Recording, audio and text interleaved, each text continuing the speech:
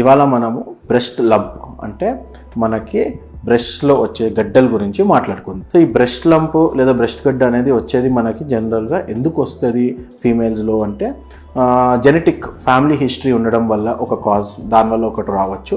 అంటే మన ఇంట్లో మీ అమ్మ వల్ల మీ ఫ్యామిలీ రిలేషన్స్లో ఉన్న లేడీస్కి ఈ ప్రాబ్లం ఉంటే మీకు వచ్చే ఛాన్సెస్ కొద్దిగా నార్మల్ జనాల కంటే ఎక్కువ ఉంటుంది.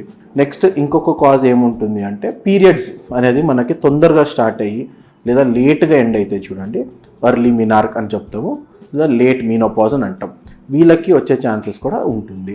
ఇంకొకటి రీజన్ ఎందుకు వస్తుంది అంటే ప్రెగ్నెన్సీ కాకపోవడం వల్ల కూడా బ్రెస్ట్ లంప్ వచ్చే ఛాన్సెస్ ఉంటాయి. ఇది few of the chances. And acquired causes అంటే ఎందుకు మనకి బ్రెస్ట్లో గడ్డలు రావడం అంటే ఒక కాజ్. ఇంకొకటి ఏంటి అంటే ఒబేసిటీ వల్ల, ఫ్యాటీ ఫుడ్స్ తినడం వల్ల మనకి హార్మోనల్ ఇంబ్యాలెన్స్ అవుతుంది. ఆ హార్మోనల్ ఇంబ్యాలెన్స్ అయినప్పుడు మనకి బ్రెస్ట్ లంప్స్ అనేవి వచ్చే ఛాన్సెస్ ఉంటాయి.